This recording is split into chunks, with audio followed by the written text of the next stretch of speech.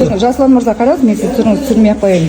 Мына жерде мен қазір арыз жазып кетем қабылдауға, бұл уже 7-ші ма 8-ші ма болайын деп тұрды. Бұл қабылдағаннан кейін 1 ай, 2 ай осы бұрынғы арыздар сияқты 1 жыл күтудің қажеті жоқ.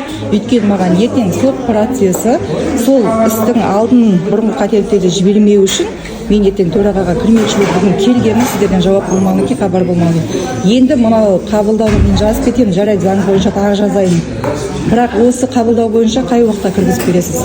Мен оны қазір шеше алмаймын сіздерге. Сіздердің арыз бойынша сотта бір іс қаралып жатыр, Сөйле Жанабаевта.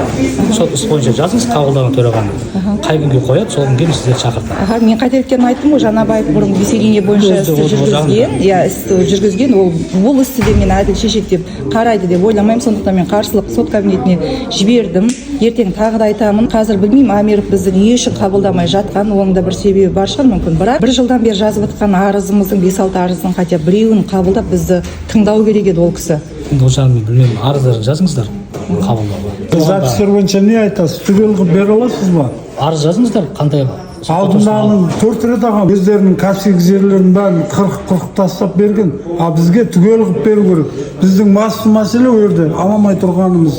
Сотта судья Акетаев видеозвонокпен телефонның экранын қабылдады туу туралы ең басты куәлікті да. Сонымен соттың шешімін шығарды. Сосын Жасұлан мырза, мен сізге бірдеңе ескерте кетейін. Мына жерде жаңа жігіт қайда? Қызметкерлеріңізге мына жердегі қызметтік этиканы ұстауды үйретіп қойсаңыздар. Бұрын қанша рет келдім, бұл жерде қызметтік этика сақталған жоқ. Бұрын енді Аманбаева Перизат па, ол соның өзіне мен 5-6 арыз қолмен жазып беріп кеткен арызым, соның өзін жоқ қылып отыр қазір.